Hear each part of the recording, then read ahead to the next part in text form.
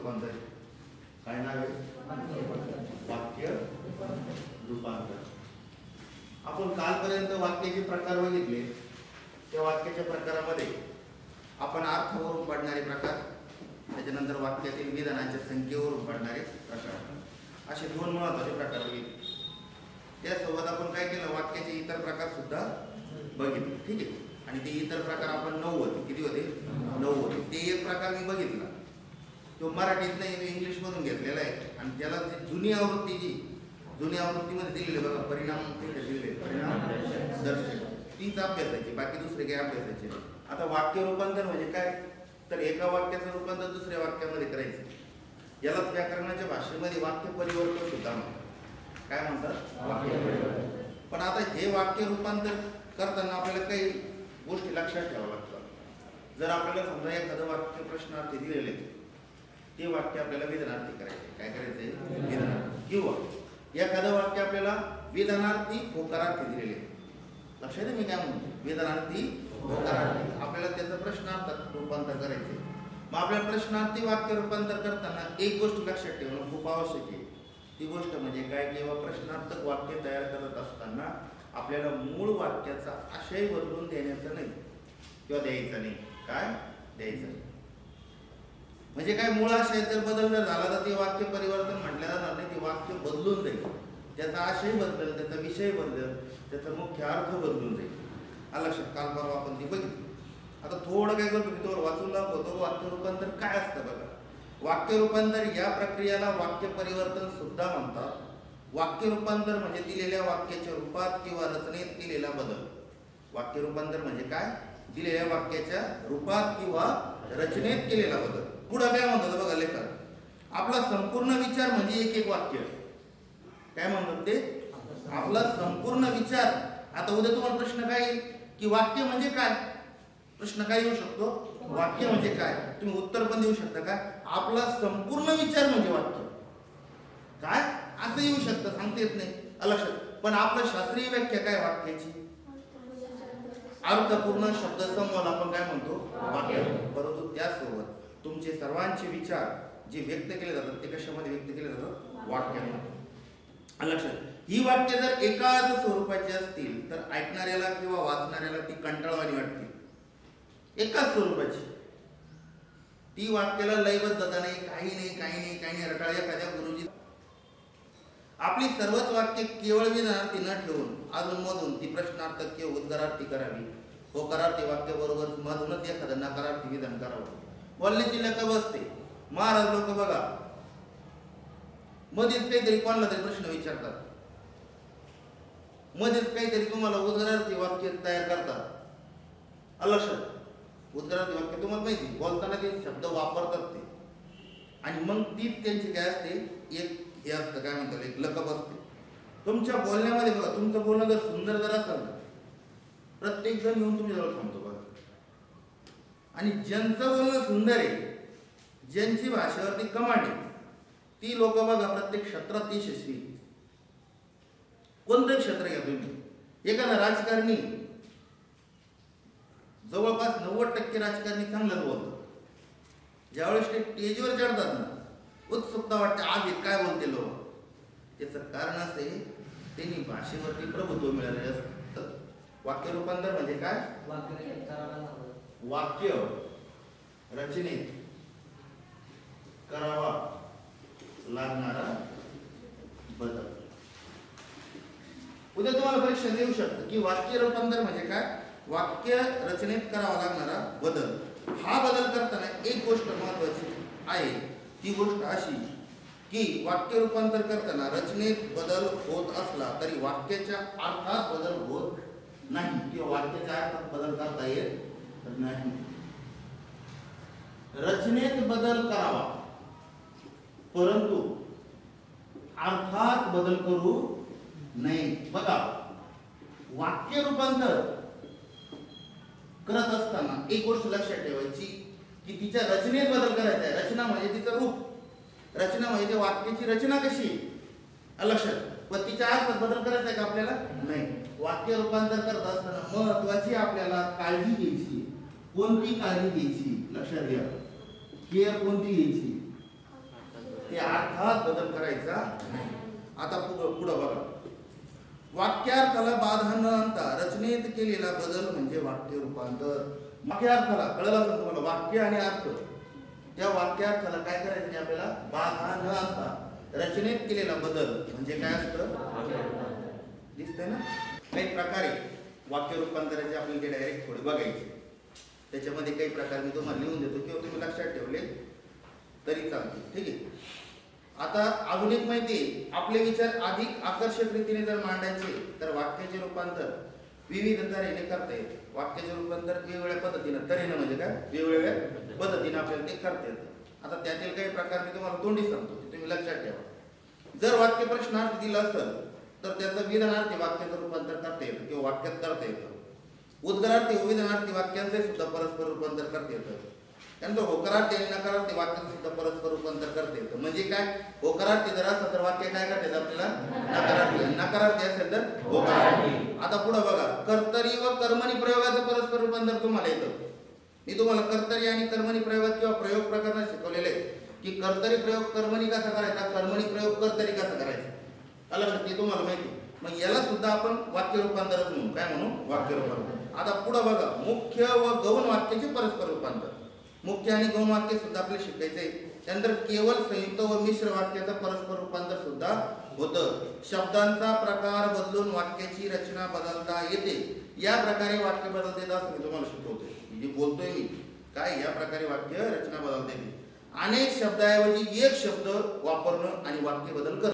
पहिला प्रकार कुठला आहे मग, प्रश्नार्थी व विधानार्थी वाक्याचे परस्पर रूपांतर. प्रश्नार्थी व विधानार्थी वाक्याचे परस्पर रूपांतर. वाक्य जर तुम्हाला दिलेले तर त्याचं काय करायचं आपल्याला, विधानार्थी. आणि विधानार्थी वाक्य जर दिलेले तर त्याचं आपल्याला काय करायचंय, प्रश्नार्थी. ठीक आहे. आता बघा, आता हे करत एवढी माहिती आहे, हीच माहिती तुम्हाला खूप इम्पॉर्टंट आहे. आणि हा चार्ट तुमच्यासाठी IMP. पुन्हा एकदा जाता जाता मी एवढंच सांगाल, प्रश्नार्थी व विधानार्थी वाक्याचं परस्पर रूपांतर तुम्हाला करायचंय तर त्यावेळेस पहिला नियम आणि दुसरा नियम लक्षात ठेवायचा आहे. पहिला नियम काय, प्रश्न होकारार्थी असेल तर त्याचं विधानार्थी रूपांतर करताना काय करायचंय, नकारार्थी. प्रश्न नकारार्थी असेल तर विधानार्थी रूपांतर करताना त्याचं काय करायचंय, होकारार्थी करायचंय. याच्याही पलीकडे मी तुम्हाला दोन सांगेन, वाक्य रूपांतर करत असताना अर्थात बदल होऊन द्यायचा नाही. अर्थात बदल करायचा आहे का, अर्थात बदल नाही होऊन द्यायचा. किंवा आशयात बदल होऊन द्यायचा का, नाही. आपल्याला बदल कशात करायचा आहे, तर बदल रचनेत करायचा आहे. कशात बदल करायचा आहे, रचनेत बदल करा. हेच महत्वाचे आहे. आता जो झाला आपला पहिला प्रकार. आणि पहिला प्रकार आपण काय शिकलो, प्रश्नार्थी व विधानार्थी वाक्याचं परस्पर रूपांतर. आता एक प्रश्न दिलेला आहे आणि हा प्रश्न या ठिकाणी जर आपण ऑब्झर्वेशन जर केला तर हा प्रश्न कसा आहे, होकारार्थी. कसा आहे, होकारार्थी.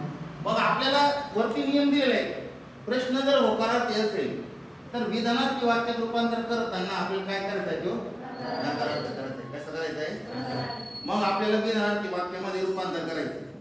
परंतु ते करत असताना आपल्याला इथं वरचं जे प्रश्नार्थ वाक्य ते दिलेले होकारार्थी आणि आता आपल्याला खालचं वाक्य काय करावं लागेल, नकारार्थी. मग वाक्य कसं होईल, आम्ही तुमचे उपकार मुळीच विसरणार नाही.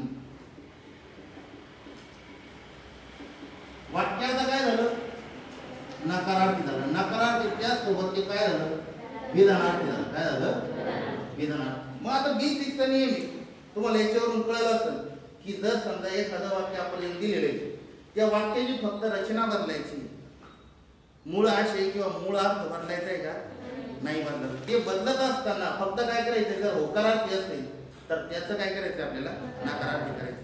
आणि जर वाक्य नकारार्थी दिलं तर त्याचं काय करायचंय, होकारार्थी करायचं. काही बेसिक गोष्टी आहे आणि त्या बेसिक गोष्टी म्हणजे काय, जर प्रश्न होकारार्थी असेल तर त्याचं विधानार्थी रूपांतर करताना काय करायचं, नकारार्थी असेल करावं लागतं. आणि प्रश्न नकारार्थी असेल तर त्याचं रूपांतर करताना ते काय करायचंय, होकारार्थी. बस एवढ्याच बेसिक नियम आहे, याच्या पलीकडे काही नाही. थोडक्यात असं म्हणू शकतो, या प्रत्येक ज्यावेळेस प्रश्नार्थक वाक्य असेल त्यावेळेस वाक्याच्या शेवटी काय असणार, प्रश्नचिन्ह. आणि ज्यावेळेस विरामार्थी वाक्य असतं त्यावेळेस वाक्य शेवटी काय असणार? पूर्णविराम असणार. काय असणार? पूर्ण. प्रश्नार्थक वाक्य असलं तर काय?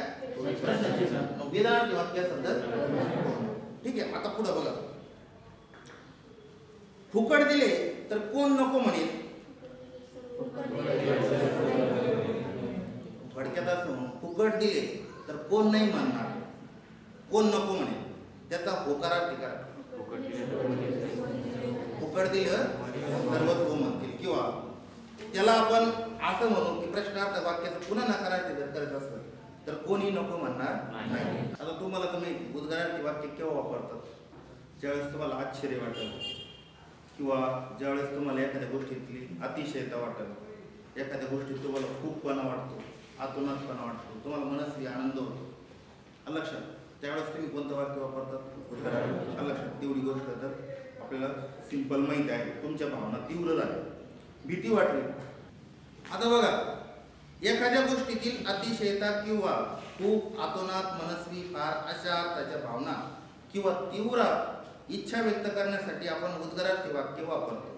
अशा उद्गारार्थी वाक्याचं साधे विधानार्थी वाक्य ठेवताना कोणत्या गोष्टीची विपुलता व्यक्त करायची आहे ते स्पष्ट करावे. समजा फॉर एक्झाम्पल एक तुम्हाला वाक्य दिलं आणि ते वाक्य या ठिकाणी उद्गारार्थी वाक्य आहे आणि त्या वाक्याचं तुम्हाला करायचंय काय? विधानार्थी वाक्य. केवढी उंच इमारत आहे, किंवा आपण असं म्हणू केवढी उंच इमारत ही. काय? केवढी उंच इमारत. याच वाक्याचं रूपांतर कसं होईल विधानार्थी वाक्यामध्ये? खूप सोपं आहे. विधानार्थी वाक्य तयार करत असताना आपण असं म्हणू ही इमारत खूपच उंच आहे. काय म्हटलं मी? ही इमारत खूपच उंच आहे. आता वरचं वाक्य कोणतं होतं? उद्गारार्थी. आता खालचं वाक्य आपण काय केलं? विधानार्थी. विधानार्थी वाक्य तयार करत असताना आपण आशयात बदल केला का? नाही. अर्थात बदल केला का? नाही. एकदम साधं सोपं आहे. इकडे चिन्ह कोणतं दिलं? आता इथं कोणतं दिलं? पूर्णविराम. आणि पूर्णविराम म्हणजेच काय? विधानार्थी वाक्याचं एक शेवटचं लक्षण आहे की ह्या वाक्याच्या शेवटी काय असतो? आणि अर्थामध्ये आपण बदल केला का? नाही. आपण साध्या भाषेत ज्यावेळेस बोलतो त्यावेळेस ते वाक्य असतं विधानार्थी. हे किंवा याच्यामधलं उद्गारार्थी वाक्याचं विधानार्थी वाक्य रूपांतर करत असताना एक गोष्ट लक्षात ठेवायची. जर उद्गारार्थी वाक्यामध्ये किती, काय, कोण हे शब्द आले तर ते काय करायचे? आपल्याला काढून टाकायचे. आणि नवीन वाक्य रचनेमध्ये याच्याऐवजी काय शब्द घ्यायचे? जसं आपल्याला सुंदरसाठी काय घ्यायचं? अत्यंत. म्हणजे काय? एका वाक्यात जर सुंदर आले ते सुंदरसाठी म्हणजे सुंदरच्या अगोदर काय घ्यायचं? अत्यंत. उंची आणि खोली आलेली त्याच्यासाठी काय घ्यायचं? खूप. किंवा त्या उंची आणि खोलीच्या अगोदर कोणता शब्द घ्यायचा? खूप. गर्दीच्या अगोदर कोणता घ्यायचा? आतोनात. आणि वेगासाठी काय घ्यायचं? फार. म्हणजे जर वेग हा शब्द जर उद्गारार्थी वाक्यामध्ये जर असेल तर त्याच्या अगोदर काय घ्यायचं? काय घ्यायचं? जर उद्गारार्थी वाक्यामध्ये किती, काय, कोण असे शब्द असतील ते काय करायचं? काढून टाकायचे. आणि नवीन शब्द रचना काय घ्यायची? सुंदरसाठी काय घ्यायचं? अत्यंत. मग त्यावेळेस आपल्याला सुंदर शब्द काढायचा आहे का? नाही. फक्त सुंदर शब्दाच्या अगोदर काय घ्यायचं? आपल्याला अत्यंत घ्यायचं. आता हे वरचं वाक्य जे दिलं हे वाक्य कोणतं आहे? उद्गारार्थी. आणि आपल्याला याचं रूपांतर कशात करायचं आहे? आता आपण थोडक्यात असं म्हणू किती शब्द लिहायचा आहे का? नाही. हा शब्द काढून टाकायचा आपल्याला. मग आपण काय म्हणू? अत्यंत सुंदर चित्र. आता वरचं वाक्य कोणतं होतं? उद्गारार्थी. खालचं वाक्य आपण कोणतं केलं? विधानार्थी केलं. कोणतं केलं? विधानार्थी. आज आपल्याला तिसरा प्रकार बघायचा आहे. तो म्हणजे काय? होकारार्थी व नकारार्थी वाक्याचे परस्पर रूपांतर. तिसरा प्रकार कोणता? होकारार्थी व नकारार्थी वाक्याचे परस्पर रूपांतर. आता एक गोष्ट लक्षात ठेवा. आपण याच्या पहिले होकारार्थी वाक्य आणि नकारार्थी वाक्य काय असतं हे शिकलो. बरोबर आहे की? होकारार्थी वाक्य काय असतं, नकारार्थी वाक्य काय असतं ते आपण शिकलो. होकारार्थी वाक्य तुम्हाला माहिती, ज्या वाक्यात न, नव्हे, न लगे किंवा नाही असे शब्द नाही ते वाक्य 100% काय? होकारार्थी. काय? होकारार्थी. आणि ज्या वाक्यामध्ये न, नाही, ना, नव्हे असे शब्द आलेले असतात ते वाक्य काय असतं? एकदम सोपं आहे. जर होकारार्थी वाक्य जर दिलं असेल तर त्याचं आपल्याला करायचंय काय? नकारार्थी. आणि जर नकारार्थी वाक्य दिलं असेल तर त्याचं आपल्याला करायचंय काय? होकारार्थी करायचंय. परंतु हे बदल करत असताना आपल्याला आशय बदलून द्यायचा नाही, वाक्याचा अर्थ बदलून द्यायचा नाही. समजते मी काय म्हणते? वाक्याचा अर्थ बदलून द्यायचा का नाही. परंतु आता काय करायचं? वाक्याचा समजा मूळ अर्थ जर तुम्हाला कायम ठेवायचा असेल तर तुम्हाला वाक्य रूपांतर करताना काही काळजी घ्यावी लागते. ही काळजी म्हणजे काय? जर होकारार्थी वाक्यामध्ये एखादा शब्द दिला असेल तर नकारार्थी वाक्य तयार करत असताना किंवा वाक्य रूपांतर करत असताना काय म्हणतो मी? वाक्य रूपांतर करत असताना विरुद्ध शब्द वापरावे. कोणते शब्द वापरायचे? आपल्याला विरुद्ध शब्द वापरायचे. आणि त्याच्यानंतर काय होणार आहे? होकारार्थी आणि नकारार्थी वाक्याचं काय होणार आहे? परस्पर रूपांतर होणार आहे. विरुद्ध शब्द काय नाही माहिती आपल्याला, आलं लक्षात? मग आता टाळावेचा विरुद्ध अर्थ काय? करू नये. काय? करू नये. अर्थ एकच होतो. फरक आहे की एकामध्ये पॉझिटिव्ह थिंकिंग किंवा एकामध्ये होकारार्थी वाक्य आणि एकामध्ये डायरेक्ट नकारार्थी. आता याचं नकारार्थी वाक्य कसं होईल? धूम्रपान करू नये. कोणतं वाक्य होईल? धूम्रपान करू नये. मग साधी गोष्ट आहे. होकारार्थी वाक्याचं नकारार्थी वाक्यामध्ये रूपांतर करताना आपल्याला करायचं काय? फक्त विरुद्ध शब्द वापरायचे. जसं पहिलं उदाहरण आपण बघितलं, तू येते थांब.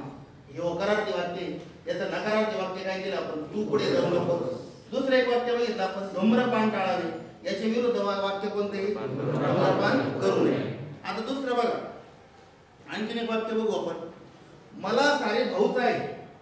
काय? मला सारे भाऊच आहे.